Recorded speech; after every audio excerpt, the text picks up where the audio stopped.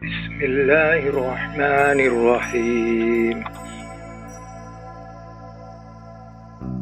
Baik, ini ada lagi Ibnu Utsaimin, dia salah seorang ulama daripada Saudi.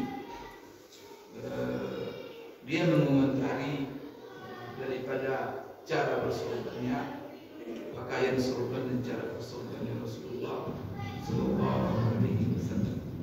Jadi dia mengatakan bahwa dalam masalah pakaian dan juga sorban secara khusus, apa yang dikomentari dalam masalah ini oleh Syekh Utsaimin. Pertama sekali yang perlu diketahui kita dalam masalah pakaian Rasulullah ini juga saya jelaskan, tapi ini Syekh Utsaimin menjelaskan secara detail. Jadi ada beberapa macam bagaimana kita menyikapi pakaian Rasulullah yang kita mencontohnya. Pertama, bahwa apa yang dilakukan Nabi dalam pakaiannya itu adalah sebagai tradisi kebiasaan manusia dalam hidup. Maka dalam hal ini beliau sama dengan makan, minum, tidur. Maka sebenarnya tidak ada hukum dalam perbuatan itu. Sunat kita, wajib kita, karena itu adalah yang dilakukannya sebagai dia manusia biasa. Jadi ada yang dilakukan Rasulullah itu ya karena kebiasaan, artinya ya tabiat manusia, seperti makanan, minuman, saat tidur, ya itu kan kebutuhan semua manusia. Maka Rasulullah itu kan dalam Quran nama anak basar katakan kamu saya ini manusia biasa seperti kamu. Berarti apa sifat-sifat manusia itu ada sama dia. Maka dia makan, dia minum, dia tidur. Maka sebenarnya hal seperti itu dia tidak ada hukum, kecuali katanya kadang-kadang bisa saja diperintahkan atau dilarang karena ada sebab. Kemudian kadang-kadang ada cara-cara yang kita diperintahkan seperti makan. Maka yang salah memilih makanan silakan, tapi hak, ya kan? Kemudian silakan makan, tapi jangan berlebihan. Kemudian silakan makan, tapi makan dengan tangan kanan. Nah, kan ada sifat-sifat yang disebut Rasulullah. Kemudian juga ada silakan makan, tapi jangan makan berdiri, duduk. Silakan makan, tapi jangan pakai tangan kiri. Silakan makan, tidak ada masalah, tapi jangan diambil punya orang. Bukan berjambar, depan dia diambil punya depan orangnya. Gitu. Kemudian makan silakan, tapi diawali dengan bis. Maka hal-hal yang seperti itu yang diperintahkan itu sunnah. Tapi makan itu sendiri tidak ada hukumnya, kecuali nanti ada sifat-sifat yang mana Rasulullah menganjurkannya dalam masalah yang berhubungan. Maka kalau ada perintah-perintah seperti itu adalah sunnah. Yang berlarangan itu ya dilarang. Yang kedua yang ditolak Rasulullah SAW adalah ya karena kesenangan dia, seperti dalam masalah ya sifat pakaian, jenis kainnya, warna kainnya, cara berpakaiannya. Maka dalam hal ini kata beliau merubah hukumnya. Pada prinsipnya hukumnya boleh kita untuk meniru dan mencontoh, tapi bisa jadi dia diperintah karena sebab atau dilarang. Maka berpakaian silakan berpakaian, tapi jangan isbal. Silakan berpakaian, tapi jangan nanti punya simbol-simbol menyerupai pakaian resmi yang ritual ibadah atau agama lain. Kemudian silakan berpakaian, tapi jangan sempit, jangan memperlihatkan kuda-kuda. Itu kan sifat-sifat pakaian yang diperintah, yang dilarang. Maka kalau ada dalam sifat pakaian yang diperintah, maka kalau ada sifat pakaian yang dilarang, maka itu dihindar. Jadi berpakaian itu sendiri ya itu sebenarnya yang diserahkan kepada, maka sifat cara berpakaian, sifat-sifat kita mengikuti saja. Nah, kemudian ada lagi hal-hal yang kadang untuk Rasulullah adalah khusus. Nah, maka itu khusus untuk beliau. Jadi kita sudah jelaskan juga di antaranya kan yang khusus Rasulullah seperti masalah puasa. Rasulullah itu dibolehkan dia menyambung puasa berhari-hari tanpa berbuka. Tiba-tiba maghrib nanti ada berbuka, puasa terus sambung. Kalau kita dilarang, ini kan hal yang khusus untuk Rasulullah dan tidak boleh kita untuk melakukannya. Nah, kemudian ada yang dilakukan Rasulullah itu adalah sebagai syariat atau ta'abbud ibadah. Nah, maka di sini dia wajib untuk melaksanakannya. Kemudian kita sebagai umatnya menunggu dia sampaikan kepada kita, menunggu dia contohkan kepada kita. Nah, maka dalam hal ini kalau seandainya dia wajib bagi dirinya, wajib bagi kita sebagai sunat bagi Rasulullah, sunat bagi kita. Nah, begitulah siklusnya. Ini yang berhubungan dengan hal yang sifatnya syariat. Dan di sini Syekh mengatakan bahwa ya pada prinsipnya apa yang dilakukan Nabi itu adalah untuk syariat. Kenapa?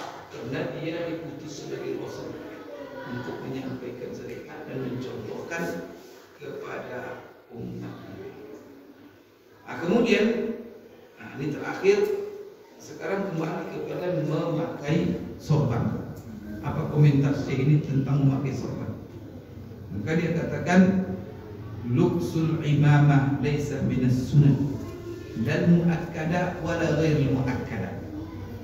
Memakai sorban tidaklah merupakan sunnah, tidak sunnah biasa dan tidak pula sunnah muakkad. Jadi nanti apa hukum memakai sorban? Sunnah muakkad. Jadi dia tidak sunnah dan tidak pula sunnah muakkad. Kenapa? Jadi artinya sorban itu prinsipnya hukumnya memakainya boleh pakai sorban, boleh tidak. Ini tadi pakai peci tanpa sorban dengan peci atau apa namanya? Kalau terbuka juga kepala gimana? Ya juga tak ada masalah. Ada orang kepalanya. Maka di sini kenapa kata Syekh ini bukan sunat, bukan tidak sunat muakkad. Di anna Nabi sallallahu alaihi wasallam kana yalbasuha ittiba'an lil 'adah allati kana an-nasu 'alaiha fi dzalika zaman. Jadi kenapa Rasulullah pakai sorban? Karena mengikuti kebiasaan orang di zaman itu. Ini sunnah Nabi. Nabi sendiri melakukannya kenapa? Zaman itu orang pakai sorban. Jadi mengikuti tradisi zaman itu. Nah, maka ada orang kadang-kadang orang ada pakai sorban sendiri, sunnah Nabi katanya. Ini jadi kesalahan. Padahal sorban itu ini kata Ibnu Qayyim itu hanya mengikuti kebiasaan. Orang jahiliyah dulu pakai sorbannya. Abu Jahal pakai budak pakai sorbannya. Maka sorban itu pakaian orang Arab di zaman itu. Rasulullah pakai juga. Rasul itu sifatnya apa? Selalu berpingin bersaling, tidak mau tampil beda. Selama itu tidak dilarang oleh agama, maka pasti dia sama seperti orang Muslim. Selama tidak dilarang. Tapi kalau ada larangan, maka Nabi itu tidak mendatangkan seketika dia hadir semua dibuatnya baru. Berbeda dengan orang. Enggak. Kalau banyak hal, maka dia bersama. Selama tidak ada larangan, ya sudah boleh lakukan. Nah, jadi kata Syekh, maka apa yang Rasulullah itu mengikuti tradisi orang-orang laki-laki di zaman waktu itu. Oleh karena itu tidak ada satupun, kata beliau, hadis yang sahih, tidak ada satu sahih yang memerintahkan kita bersorban. Ada satu. Apa itu kata Mubarak Puri juga mengatakan begitu. Syekh ini juga mengatakan begitu. Tak ada satu pun hadis yang sahih yang menyuruh kita bersorban. Tapi Rasulullah pakai sorban. Jadi kalau Rasulullah pakai, kenapa? Mengikuti tradisi orang Arab itu jahiliyah. Nah orang-orang Arab itu laki pakai sorban rata-rata. Sama dengan panjang rambut. Kenapa Rasulullah panjang rambutnya? Ya tradisi orang yang panjang rambut waktu itu. Nah, maka di sini tidak ada satupun hadis yang memerintahkan kita bersorban. Oleh karena itu, ini adalah perkara-perkara mengikuti kebiasaan. Maka orang Indonesia tidak pakai sorban tradisinya. Ya, bagus pakai sorban pula kita karena nanti kita kadang berpakaian tampil beda. Maka pakaian yang seperti ini mengikuti tradisi selama tidak bertentangan dengan syariat.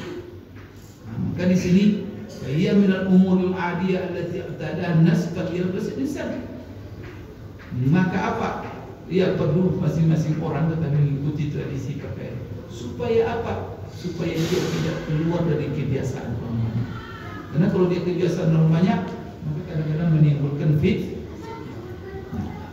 Maka kita kalau ada adat-adat orang di kampung, semuanya itu di Sumbar, ada macam-macam adat dalam pesta, adat dalam ini. Kalau kita tidak mengikuti adat, itu kadang-kadang itu menjadi fitnah.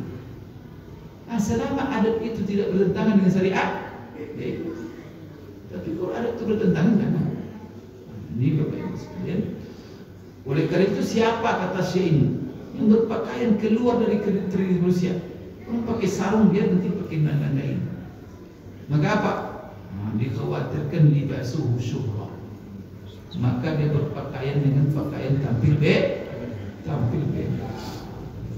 Kalau sudah tampil beda ada hadis mengancam. Siapa yang pakai pakaian syuhrah nanti Allah ada ancaman neraka untuk orang seperti itu. Maka kita tidak boleh tampil beda. Asal tampil beda saja dari orang. Ikuti tradisi selama itu tidak bertentangan. Wa illam yakun yalbasu, maka kata beliau, kalau itu bukan merupakan pakaian tradisi orang banyak, maka jangan dipakai. Karena kalau kita pakai nanti masuk ke dalam ancaman pakaian surga.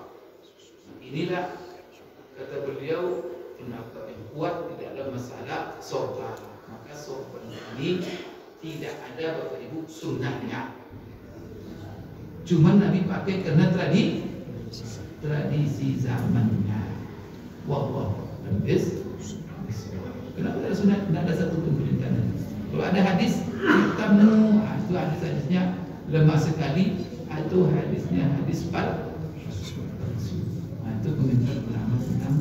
InsyaAllah kita sambung pada jam mendatang. Aku qouli hadza wa astaghfirullah li wa lakum. Subhanakallahumma wa bihamdika asyhadu an la ilaha illa anta astaghfiruka wa atubu ilaik. Assalamualaikum warahmatullahi wabarakatuh.